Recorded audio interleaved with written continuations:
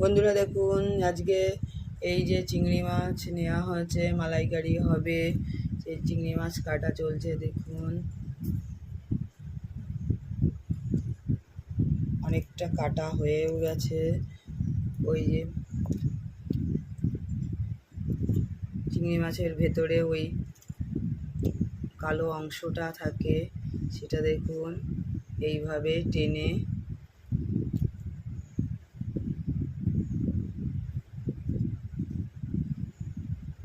ওই যে টেনে বার করে ফেলতে হয়।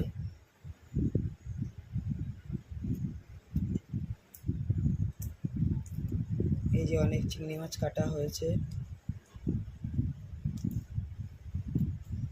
চিংড়ি মাছের মালাইকারি আজকে। বন্ধুরা, চিংড়ি মাছের মালাইকারি করব। দেখুন চিংড়ি মাছগুলোকে কেটে নিয়েছি, এই যে রেখেছি বড়। আর এই যে কেটেছি টমেটো, কাঁচা লঙ্কা, জিরে, আদা, পেঁয়াজ কোচানো, আর এই যে নিয়েছি এলাচ, কয়েক পিস এলাচ। এইবার নারকেলটাকে মিক্সিতে একটু গ্রাইন্ড করে নিয়ে এবার এটাকে দুধ বের করে নেব। দেখুন এই যে দুধটা, নারকেলের দুধটা বের করে দেওয়া হচ্ছে। এইভাবে আস্তে আস্তে নারকেলের দুধটাকে বের করে নেব। দেখুন এই যে নারকেলের দুধটা বের করে নেওয়া হয়েছে, বেশ অনেকটাই হয়েছে। পরিমাণ মতো তেল দিলাম।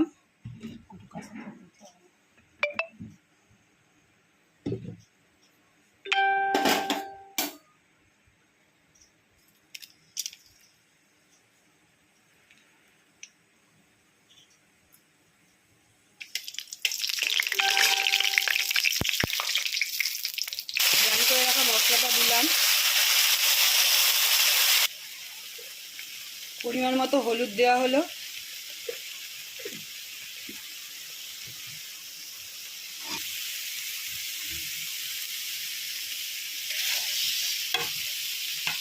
চিংড়ি মাছটাকে ঢেলে দেওয়া হলো। মশলাটা কষে এসছে প্রায়। পরিমাণ মতো লবণ দেওয়া হলো।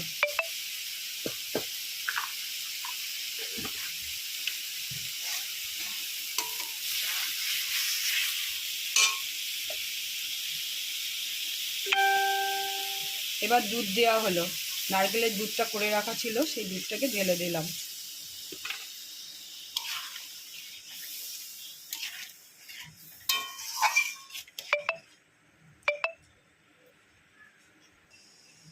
একটু মিষ্টি দিয়ে দেওয়া হলো পরিমাণ মতো। এবার একটু কাঁচা সর্ষের তেল দিয়ে দেওয়া হলো টেস্ট বাড়ানোর জন্য। এরপরে একে ঢেকে দেব।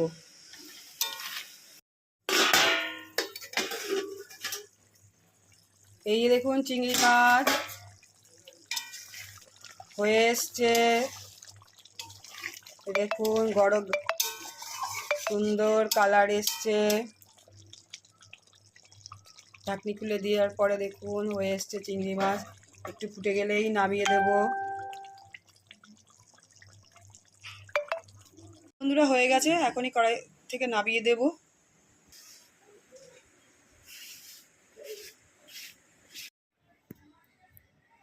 দেখুন চিংড়ি মাছের মালাইকারি হয়ে গেছে। এইভাবে আপনারা খেয়ে দেখবেন। ভালো লাগলে কমেন্টসে জানাবেন, খারাপ হলেও জানাবেন। ভিডিওটি ভালো লেগে থাকলে লাইক, শেয়ার, কমেন্টস করবেন বন্ধুরা। নতুন বন্ধুরা সাবস্ক্রাইব করবেন। টাটা, দেখা হবে পরের ভিডিওতে। কালারটা তো ভীষণ সুন্দর হয়েছে, আমার তো গন্ধেই ম করছে, এত সুন্দর ফ্লেভার বেরিয়েছে। এই দেখুন বন্ধুরা, চিংড়ি মাছ নিয়ে একটু খেয়ে দেখি কেমন হয়েছে।